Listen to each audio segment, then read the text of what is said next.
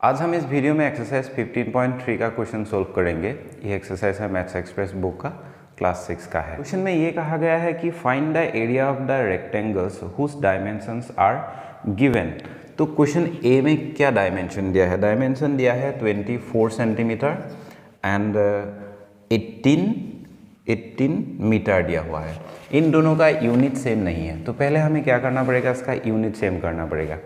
तो ये जो क्वेश्चन है तो हम क्या करेंगे, ये जो सेंटीमीटर है इसको भी हम अगर चाहे तो सेंटीमीटर में ले जा सकते हैं और इसको अगर हम चाहे तो मीटर में कन्वर्ट कर सकते हैं। मतलब दोनों का अगर यूनिट जब एक होगा तभी हम इसका क्या कर सकते हैं, मल्टीप्लिकेशन एंड डिवाइड वो कर सकते हैं। एडिशन सब्सट्रैक्शन करने के लिए भी इसका यूनिट सेम होना पड़ेगा।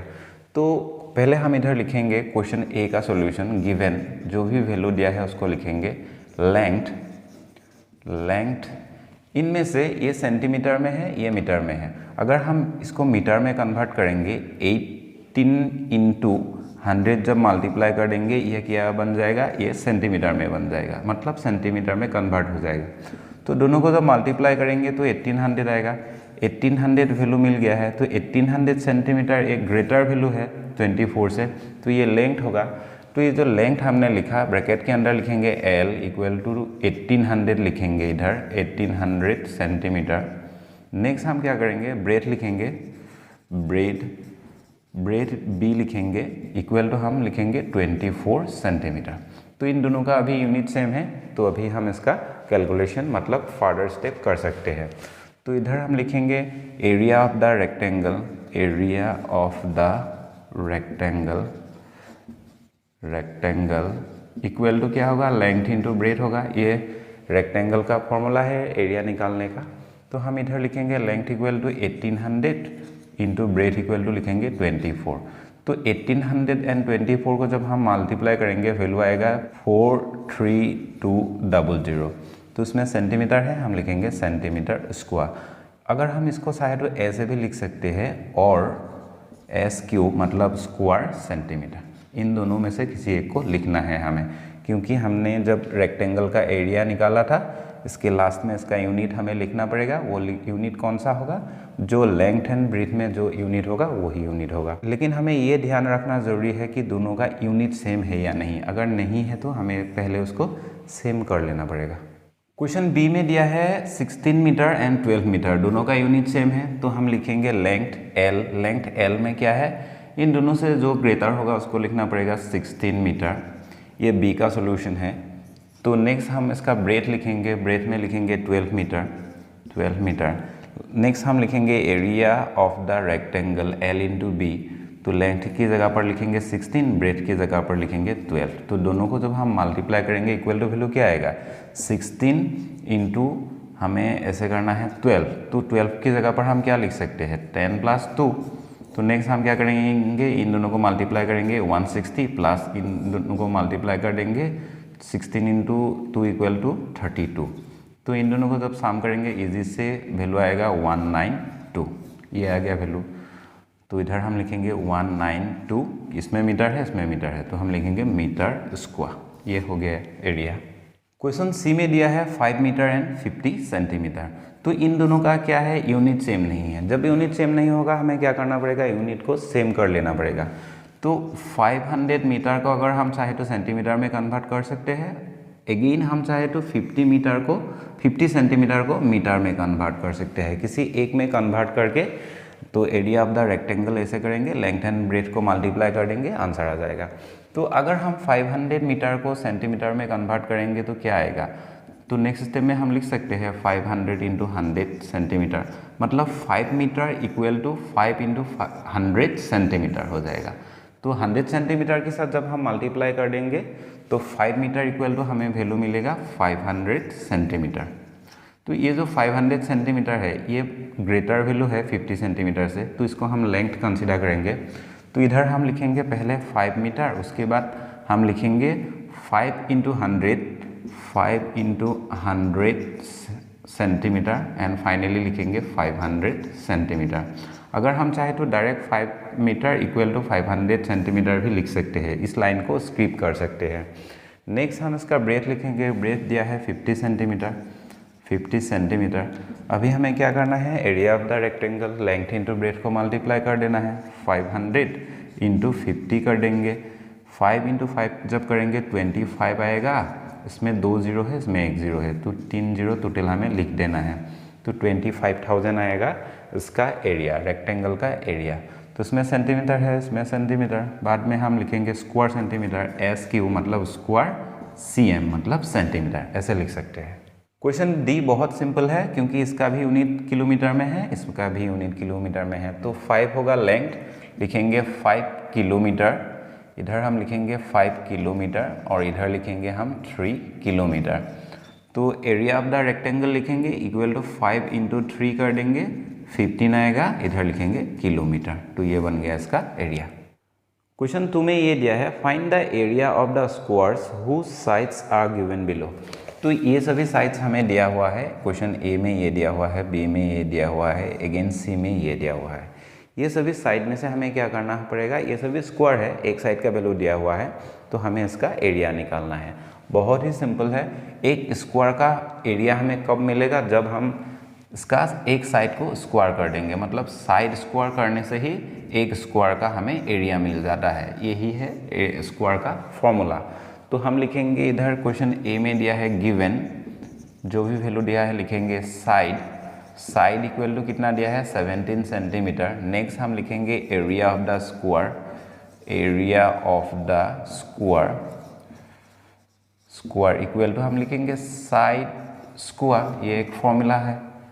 तो साइड की जगह पर हम लिखेंगे 17 स्क्वायर। तो 17 को जब स्क्वायर करेंगे तो इसकी इक्वल वैल्यू हमें मिलेगा 289। इसमें सेंटीमीटर है, हम लिखेंगे सेंटीमीटर स्क्वायर। ये हो गया आंसर। क्वेश्चन 2 में दिया है 20 सेंटीमीटर, बहुत ही सिंपल है। इधर लिखेंगे 20 सेंटीमीटर। तो नेक्स्ट हम साइड की जगह पर 20 को पुट करेंगे, स्क्वायर करेंगे। 20 को जब हमें स्क्वायर करेंगे तो क्या मिलेगा 400। तो इसमें सेंटीमीटर में है, इसमें हम लिखेंगे सेंटीमीटर स्क्वायर। क्वेश्चन सी में दिया है 15 मीटर एंड 20 सेंटीमीटर। 15 मीटर, इसमें दिया है 20 सेंटीमीटर। तो इन दोनों का यूनिट सेम नहीं है। पहले हमें क्या करना पड़ेगा, इसका यूनिट सेम करना पड़ेगा। इसके लिए हम क्या करेंगे, 15 मीटर को इधर रखेंगे, ये जो 20 सेंटीमीटर है उसको ऐसे प्लस कर देंगे, इसको मीटर में कन्वर्ट करेंगे। 20 डिवाइडेड बाय 100, ये तब मीटर में चला जाएगा। इन दोनों का अभी यूनिट सेम हो गया है, तो इससे ये कट जाएगा। 10 से जब डिवाइड करेंगे तो 0.2 होगा, 2 मीटर होगा, प्लस 15 मीटर होगा। 15 metre plus 0.2 metre equal to हम क्या लिख सकते हैं, 15.2 मीटर लिख सकते हैं। तो इस वैल्यू को लेकर हमें इसका सॉल्यूशन करना पड़ेगा। तो इसकी इक्वल डायरेक्ट हम लिख सकते हैं 15.2 cm, ऐसे लिख सकते हैं। मतलब इस वैल्यू की इक्वल वैल्यू ये आएगा। तो नेक्स्ट हमें इसको पुट कर देना है 15.2 स्क्वायर 231.04, ये होगा इसका आंसर। क्वेश्चन 3 में दिया है the length and breadth of a rectangle are given in the figure, find its area. बहुत ही सिंपल है। एक रेक्टेंगल दिया हुआ है, ये हो गया रेक्टेंगल, इसका नाम दिया है ABCD। इसमें दिया हुआ है 12 सेंटीमीटर, लेंथ 12 सेंटीमीटर होगा, ब्रेथ दिया हुआ है 8 centimetre. From the rectangle ABCD, ये जो रेक्टेंगल है इसमें से हमें क्या मिलेगा, AB इक्वल टू, ये जो AB है इसकी इक्वल ये होगा DC होगा, इक्वल टू क्या मिलेगा 12 सेंटीमीटर को हम लिख सकते हैं 12 सेंटीमीटर। अगेन इस साइड ये जो BC है, BC एंड AD दोनों सेम होगा क्योंकि ये रेक्टेंगल है। तो हम लिख सकते हैं AD equal to BC equal to 8 centimetre. तो इधर हम लिख सकते हैं ये क्या है, ये लेंथ है, तो इधर हम लिखेंगे length L equal to AB equal to DC equal to 12 centimetre. ऐसे अगर हम चाहे तो लिख सकते हैं। नेक्स्ट हम लिखेंगे breadth B equal to AD equal BC equal to 8 centimetre. तो इधर हम लिखेंगे area of the rectangle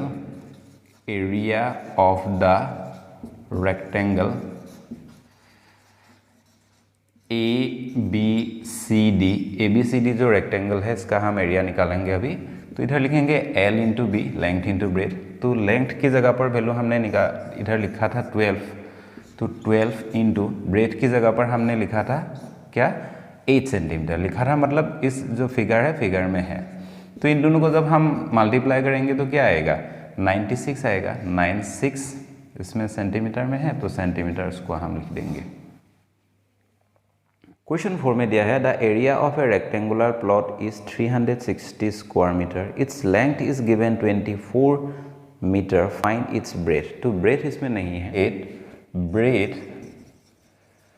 breadth be equal to हम ऐसे ए लिख सकते हैं। अगर हम चाहे तो ऐसे भी लिख सकते हैं, ब्रेथ इक्वल टू डायरेक्ट हम बी लिख सकते हैं। Let breadth equal to B ऐसे लिखेंगे। And length L equal to कितना दिया हुआ है, लेंथ की जगह पर वैल्यू ब्रैकेट के अंदर हम लिख सकते हैं गिवन, ये दिया हुआ है। तो अकॉर्डिंग टू क्वेश्चन के अकॉर्डिंग क्या दिया हुआ है, area of the rectangular plot, area of the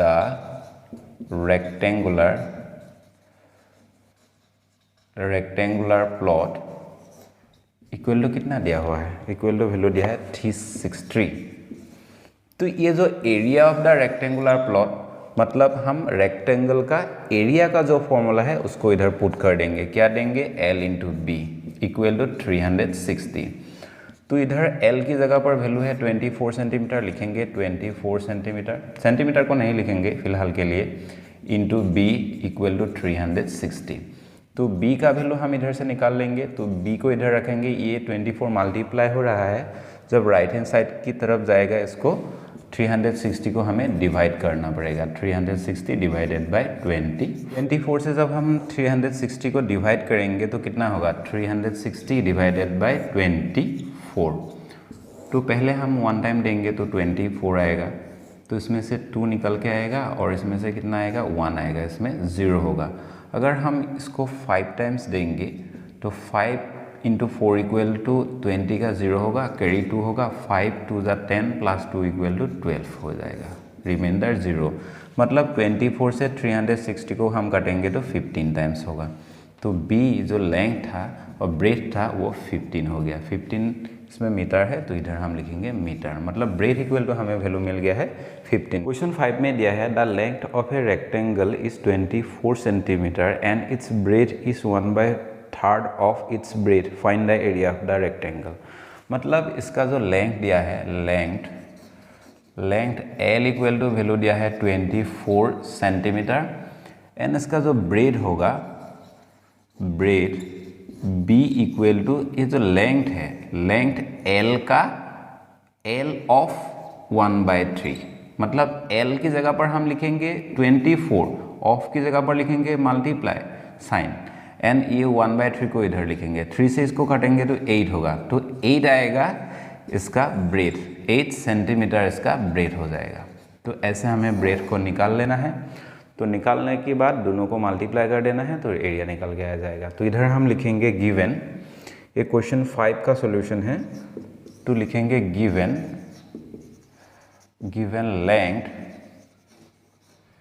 length L equal to value दिया है 24 सेंटीमीटर एंड ब्रेथ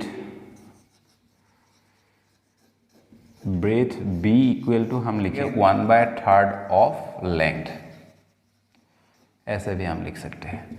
तो 1/3 ऑफ की जगह पर मल्टीप्लाई साइन होगा, लेंथ में कितना वैल्यू है 24 होगा, तो 3 से इसको काटेंगे तो 8 होगा, तो लेंथ मिल गया है 8, इसमें सेंटीमीटर में है, ये भी सेंटीमीटर में होगा। नेक्स्ट हम लिखेंगे area of the rectangle, area of the rectangle equal to L into B. तो L की जगह पर हम लिखेंगे इधर 24 इंटू बी की B फॉर ब्रेथ की जगह पर हम लिखेंगे ये 8 सेंटीमीटर को, दोनों को जब मल्टीप्लाई करेंगे तो क्या आएगा 8 इंटू 4 इक्वल टू 32 का 2 होगा, कैरी 3 होगा, 8 into 2 equal to 16, 16 plus equal to 19, 192 centimetre में है, तो इधर लिखेंगे सेंटीमीटर स्क्वायर, ये हो गया इसका आंसर।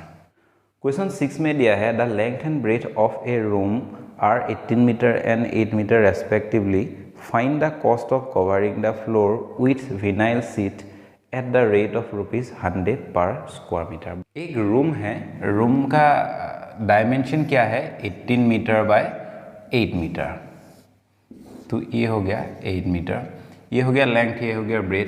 अगर इस रूम में फ्लोरिंग करेंगे, मतलब विनाइल सीट से जब फ्लोरिंग करेंगे, विनाइल सीट से जब फ्लोरिंग करेंगे पर स्क्वायर मीटर में, पर स्क्वायर मीटर में खर्चा कितना आएगा 100 रुपीज़। तो इसका टोटल खर्चा कितना आएगा वही हमें निकालने के लिए दिया है। तो ये हो गया लेंथ, ये हो गया ब्रेथ। तो लेंथ एंड ब्रेथ हमें मालूम है, तो इसका हम एरिया निकालेंगे। एरिया का मतलब क्या होगा, इसका अंदर का साइड का वैल्यू, तो इसका हम एरिया निकालेंगे, उसके बाद 100 को मल्टीप्लाई कर देंगे, बहुत आसानी से हमें आंसर मिल जाएगा। गिवन लेंथ इक्वल टू लिखेंगे, लेंथ L इक्वल टू दिया है 18 centimetre and breadth B equal to दिया है 8 सेंटीमीटर। इधर हम लिखेंगे area of the room, area of the room equal to हम लिखेंगे लेंथ इंटू ब्रेथ। तो लेंथ की जगह पर 18 एंड ब्रेथ की जगह पर आएगा 8। दोनों को मल्टीप्लाई कर देना है, 8 8 64 का 4 कैरी 6 होगा, 8 इंटू 1 इक्वल टू 8 प्लस 6 जब करेंगे 14 आएगा, मतलब 144 स्क्वायर सेंटीमीटर होगा। इधर लिखेंगे cost of 1 metre vinyl sheet flooring, ऐसे लिखेंगे vinyl sheet flooring, 1 metre vinyl sheet flooring करने में कितना आएगा खर्चा 100 रुपीज़। देयरफॉर हम लिखेंगे cost of 144 square centimetre vinyl sheet flooring equal to हम क्या कर देंगे 100 के साथ ये जो 144 है दोनों को मल्टीप्लाई कर देंगे।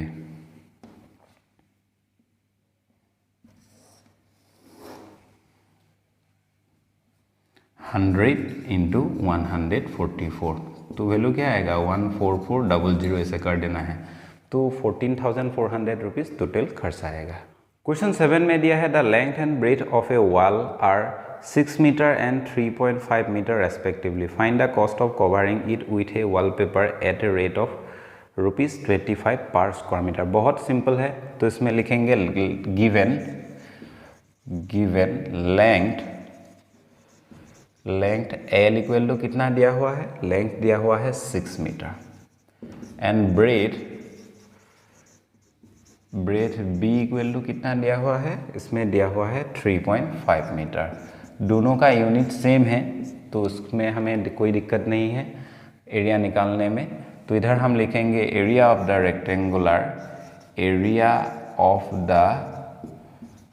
रेक्टेंगुलर, ये क्या था, ये था एक वॉल, तो rectangular wall equal to L into B लिखेंगे।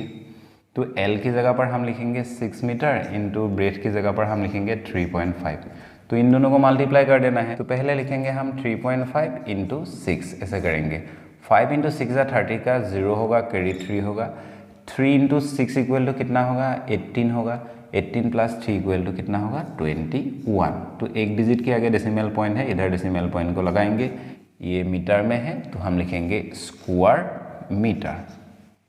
नेक्स्ट हम लिखेंगे कॉस्ट ऑफ 1 मीटर वॉलपेपर,